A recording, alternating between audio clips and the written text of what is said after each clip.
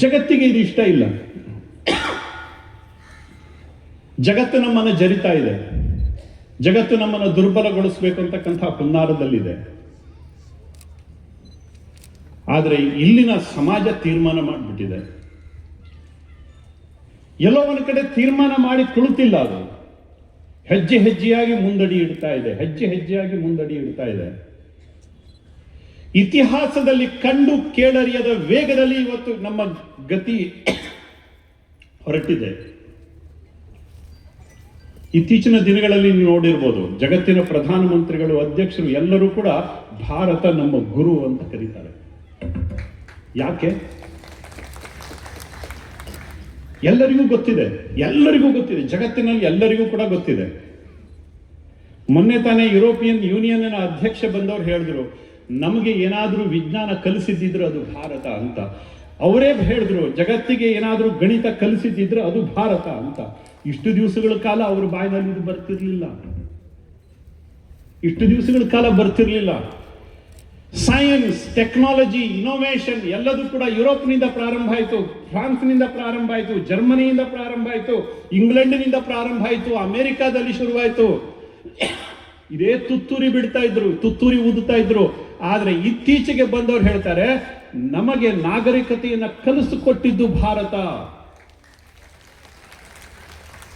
ಆದ್ರೆ ನಮಗೆ ಹೇಳಿಕೊಟ್ಟಿಲ್ಲ ಸ್ವಾಮಿ. ನಮಗೆ ಇಲ್ಲಿ ಮಾತ್ರ ಅಕ್ಬರನೇ ಮಹಾಪುರುಷ ಆಗಿದ್ದ ಅನ್ನೋಂಥದ್ದು ಹಳೆಯ ಒಡೆದ ತುತ್ತೂರಿಯನ್ನೇ ಕಿವಿಯಲ್ಲಿ ಊದುತ್ತಾರೆ.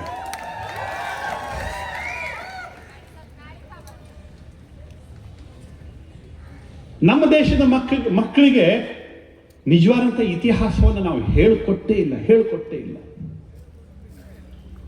ಜಗತ್ತನ್ನ ಗೆದ್ದವರು ಯಾರು? ಜಗತ್ತಿನ ಮಹಾನ್ ದಂಡನಾಯಕರು ಯಾರು? ಸಿಕಂದರ್ನ ಬಗ್ಗೆ ಹೇಳ್ತಾರೆ, ಅಲೆಕ್ಸಾಂಡರ್ನ ಬಗ್ಗೆ ಹೇಳ್ತಾರೆ. ಇಲ್ಲಿ ಕುಳಿತಿರತಕ್ಕಂಥವರಿಗೆ ಹೆಮ್ಮೆ ಆಗಬೇಕು ಕಣ್ರಿ. ಜಗತ್ತಿನ ಮಹಾನ್ ದಂಡನಾಯಕ, ಜಗತ್ತಿನಲ್ಲಿ ಅಲೆಕ್ಸಾಂಡರ್, ಸಿಕಂದರ್ ಯಾರೂ ಕೂಡ ಗೆಲ್ಲಲಿಕ್ಕೆ ಸಾಧ್ಯ ಆಗದೆ ಇರುವಷ್ಟು ಅತ್ಯಂತ ದೊಡ್ಡ ಭೂಕ್ಷೇತ್ರವನ್ನು ಗೆದ್ದಿರ್ತಕ್ಕಂಥವನು ಕಾಶ್ಮೀರದ ಲಲಿತಾದಿತ್ಯ, ಈಡಿಗರ ಸಮುದಾಯದ ನಾಯಕ. ಕಾಶ್ಮೀರದ ಲಲಿತಾದಿತ್ಯ ಈಡಿಗರ ರಾಜನಾಗಿದ್ದ, ಈಡಿಗರ ಸಮುದಾಯದಿಂದ ಹುಟ್ಟಿದ್ದ, ಜಗತ್ತನ್ನ ಗೆದ್ದು ಬಂದ. ಸಮುದಾಯದವರಿಗೆ ಗೊತ್ತಿಲ್ಲ. ಜಗತ್ತಿನ ದಂಡನಾಯಕ ಯಾರು ಅಂತ ಕೇಳಿದ್ರೆ ಸಿಕಂದರ್ನ ಹೆಸರು ಹೇಳ್ತೀವಿ ಅಥವಾ ಅಲೆಕ್ಸಾಂಡರ್ನ ಹೆಸರು ಹೇಳ್ತೀವಿ. ನಮ್ಮ ರಕ್ತ ಜಗತ್ತನ್ನ ಗೆದ್ದಿದೆ ಅಂತ ಯಾರಿಗರಿ ಗೊತ್ತಿತ್ತು? ಒಂದಲ್ಲ ಎರಡಲ್ಲ ಕಣ್ರಿ. ಜಗತ್ತನ್ನ ಮೆಟ್ಟಿ ನಿಂತಿರತಕ್ಕಂಥ ರಕ್ತ ಇಲ್ಲಿರ್ತಕ್ಕಂಥ ರಕ್ತ. ಜಗತ್ತನ್ನ ಬಗ್ಗು ಬಡಿದಿರ್ತಕ್ಕಂಥ ರಕ್ತ, ಜಗತ್ತಿನ ದುರಹಂಕಾರವನ್ನ, ಜಗತ್ತಿನ ಅನಾಗರಿಕತೆಯನ್ನ ಬಗ್ಗು ಬಡಿದಿರ್ತಕ್ಕಂಥ ರಕ್ತ ಇಲ್ಲಿರ್ತಕ್ಕಂಥ ರಕ್ತ.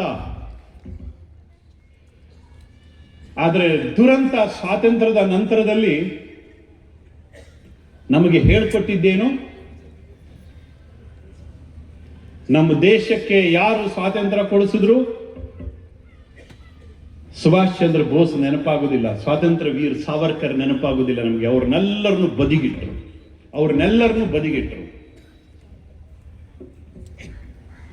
ಬ್ರ್ಯಾಂಡ್ ವಾರ್ ಶುರುವಾಯಿತು. ಆ ಬ್ರ್ಯಾಂಡ್ ಇಟ್ಕೊಂಡು ಮಾರ್ಕೆಟ್ ಮಾಡ್ಲಿಕ್ಕೆ ಶುರು ಮಾಡಿದ್ರು, ರಾಜಕೀಯದ ಲಾಭವನ್ನು ತೆಗೆದುಕೊಳ್ಳಿಕ್ಕೆ ಶುರು ಮಾಡಿದ್ರು. ಇದರ ಪರಿಣಾಮ ಎಂತಹ ದ್ರೋಹ ಮಾಡ್ತಾ ಇದ್ದಾರೆ ಅನ್ನೋದು ಅವ್ರಿಗೆ ಗೊತ್ತಾಗ್ಲಿಲ್ಲ. ನಮ್ಮ ರಕ್ತದ ಗುರುತನ್ನ ಮರೆ ಮಾಡ್ತಿದ್ರು.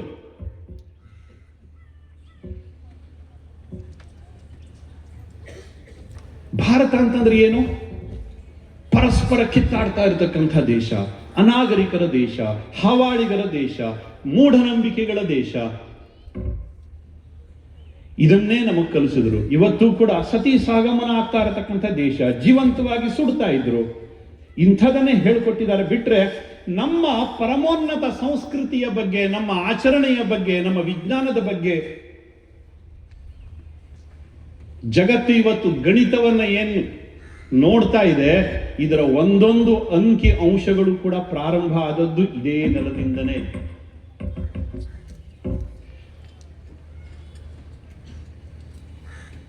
ನಾವು ವಾರದಲ್ಲಿ 7 ದಿವಸ ಅಂತ ಕರಿತೀವಿ. ಜಗತ್ತಿನಲ್ಲಿ ಎಲ್ಲ ಕಡೆ 7 ದಿವಸ ಯಾಕೆ? ಬುದ್ಧಿವಂತರಾದ್ರೆ 8 ದಿವಸ ಮಾಡಬೇಕಿತ್ತಲ್ಲ, ಅವರು 9 ದಿವಸ ಮಾಡಬೇಕಿತ್ತಲ್ಲ, ಮಾಡ್ಲಿಕ್ಕಾಗಲಿಲ್ಲ. ಇದನ್ನು ಅವ್ರು ಹೇಳ್ಕೊಟ್ಟಿದ್ದ ನಮಗೆ. ಜಗತ್ತಿನಲ್ಲಿ ವಾರದಲ್ಲಿ 7 ದಿವಸ ಅಂತ ಹೇಳ್ಕೊಟ್ಟಿದ್ದು ಜಗತ್ತಿನಲ್ಲಿ ಇಂಗ್ಲೆಂಡ್ನವ್ರು ಬಂದು ಹೇಳ್ಕೊಟ್ರ ನಮಗೆ. ಜಗತ್ತು ದುಂಡಗಿದೆ, ಗೋಲಾಕಾರದಲ್ಲಿದೆ ಅಂತ ಗೆಲಿಲಿಯೋ ಹೇಳಿದ್ದಕ್ಕೆ ಅವನಿಗೆ ವಿಷ ಕುಡಿಸಿ ಸಾಯಿಸಿರೋ ಸಮುದಾಯ ಇವತ್ತು ವಿಜ್ಞಾನದ ಬಗ್ಗೆ ಹೆಮ್ಮೆಯನ್ನು ಪಟ್ಕೊಳ್ಳುತ್ತೆ. ಆದರೆ ನಾವು ಕೀಳರಿ ಮೇಲೆ ಇರ್ತೀವಿ. ವಿಜ್ಞಾನ ತಂತ್ರಜ್ಞಾನ ಎಲ್ಲ ಬೆಳೆದಿರೋದು ಯುರೋಪದಲ್ಲಿ ಅಂತ. ಸ್ವಾಮಿ ಗೆಲಿಲಿಯೋ ಹುಟ್ಟೋಕ್ಕಿಂತ ಸಾವಿರ ವರ್ಷಗಳ ಹಿಂದೆ ನವಗ್ರಹಗಳ ಪೂಜೆ ಮಾಡ್ತಾ ಇರುವಂತವ್ರು ಯಾರು ಕಂಡ್ರಿ? ಇದೇ ಸಮುದಾಯದ ಜನ ತಾನೆ.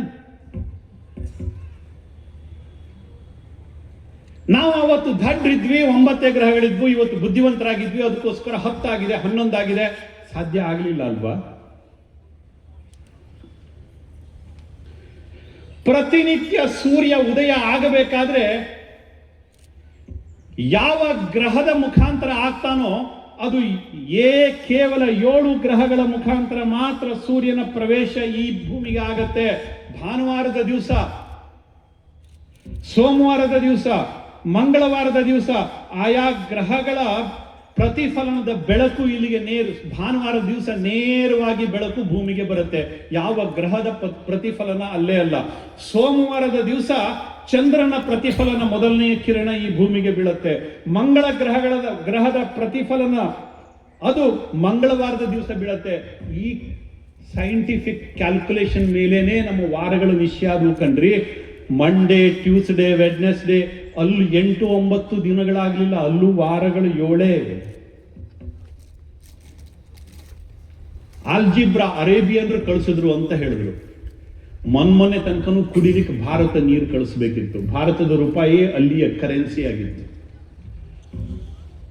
ಗಣಿತ ಅರೇಬಿಯನ್ರು ಕಳಿಸಿದ್ರು, ಗಣಿತ ಗ್ರೀಕರು ಕಳಿಸಿದ್ರು. ಎಂಥ ಹುಚ್ಚು ಸಂಗತಿಗಳನ್ನ ನಮ್ಮ ತಲೆಯಲ್ಲಿ ತುಂಬಿದ್ರು ಅಂತಂದ್ರೆ ನಮ್ಮದು ಏನಿಲ್ಲ. ನಾವು ಬಡಪಾಯಿಗಳು, ನಾವು ದಡ್ರು, ನಾವು ಮೂಢನಂಬಿಕೆಗಳ ದೇಶ ಆಗಿತ್ತು, ನಾವು ಹಿಂದುಳಿದವರಾಗಿದ್ವಿ. ಇವತ್ತು ಕೂಡ ಎಷ್ಟೋ ಜನರಿಗೆ ಅದೇ ಸ್ವಭಾವನೆ ಇದೆ.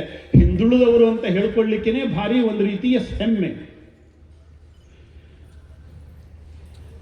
ನಾವು ಜಗತ್ತಿನ ಮೆಟ್ಟಿ ನಿಂತಿರತಕ್ಕಂತಹ ಸಮುದಾಯ ಅಂತ ಆ ಒಂದು ಆತ್ಮವಿಶ್ವಾಸದ ಧ್ವನಿ ಇವತ್ತು ಕೂಡ ನಮಗೆ ಬರ್ತಾ ಇಲ್ಲ. ಕಾರಣ ಕಳೆದ 100 ವರ್ಷಗಳ ಗುಲಾಮಿ ಶಿಕ್ಷಣದ ಪರಿಣಾಮ.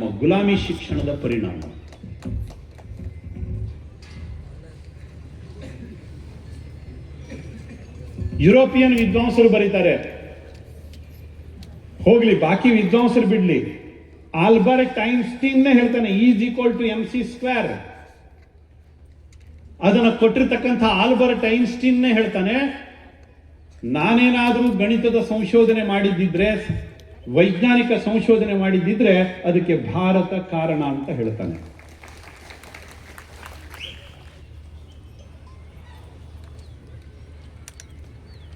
ಆದರೆ ಮೈಮರವು ಬೇರೆಯವರದನ್ನೇ ಶ್ರೇಷ್ಠ ಅಂತಕ್ಕಂಥ ಹುಚ್ಚು ವ್ಯಾಮೋಹ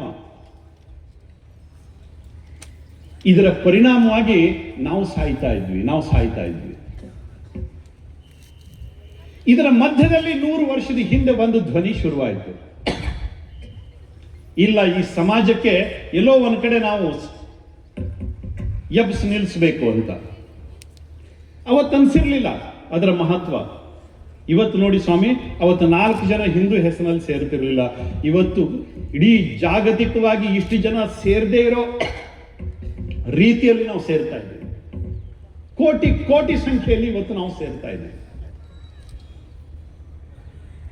ಕೆಲವರು ಇನ್ನೂ ಕೂಡ ಹಲಬ್ತಾ ಇದ್ದಾರೆ. RSS ಮಟ್ಟ ಹಾಕ್ಬಿಡ್ತೀವಿ,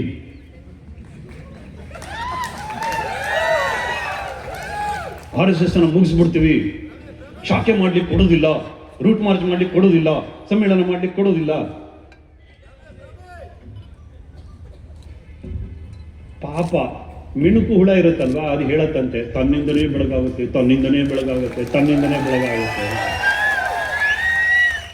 ಮನೆಯಲ್ಲಿರೋ ಕೋಳಿ ಹೇಳುತ್ತಂತೆ ತಾನು ಕೂಗಿದ್ರೆ ಮಾತ್ರ ಜಗತ್ತಲ್ಲಿ ಬೆಳಕಾಗತ್ತೆ, ಇಲ್ಲದ್ರೆ ಬೆಳಕೇ ಆಗುದಿಲ್ಲ ಅಂತ.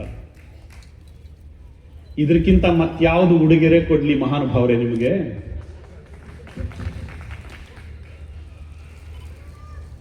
ದಮ್ ಇದೆಯಾ ಇವತ್ತು RSS ಅನ್ನ ನಿಲ್ಲಿಸೋ ದಮ್ಮು?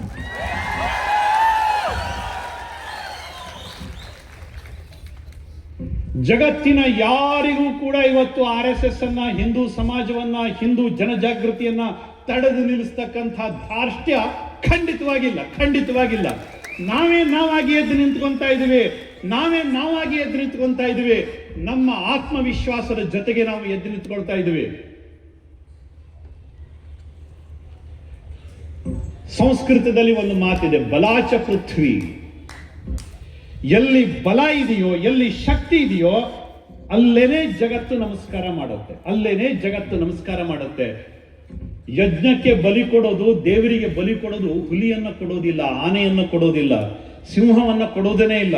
ಕೊಡೋದು ಯಾವುದು? ಕುರಿಯನ್ನ, ಕೋಳಿಯನ್ನ. ದೇವೋ ದುರ್ಬಲ ಘಾತಕ. ದೇವರಿಗೂ ಕೂಡ ದುರ್ಬಲರ ರಕ್ತವೇ ಭಾರಿ ಇಷ್ಟ. ದೇವರು ಯಾವತ್ತು ಆನೆಯನ್ನು ಬಲಿ ಕೊಡಿ ಅಂತ ಕೇಳಿದನ? ದೇವರಿಗೂ ಕೂಡ ದುರ್ಬಲರ ರಕ್ತವೇ ಇಷ್ಟ. ನಾವು ದುರ್ಬಲರಾಗಿದ್ರೆ ಎಲ್ಲರಿಗೂ ನಮ್ಮ ಬಲಿ ಬೇಕು. ನಾವು ಪ್ರಬಲರಾಗಿದ್ರೆ, ನಾವು ಶಕ್ತಿಶಾಲಿಗಳಾಗಿದ್ರೆ, ನಾವು ಎದ್ದು ನಿಂತ್ಕೊಂಡು ಗರ್ಜನೆ ಮಾಡಿದ್ರೆ ಎಲ್ಲರೂ ಕೂಡ ನಮ್ಮ ಕಾಲ್ಬುಡದಲ್ಲಿ ಬಂದು ನಿಂತ್ಕೊಂತಾರೆ.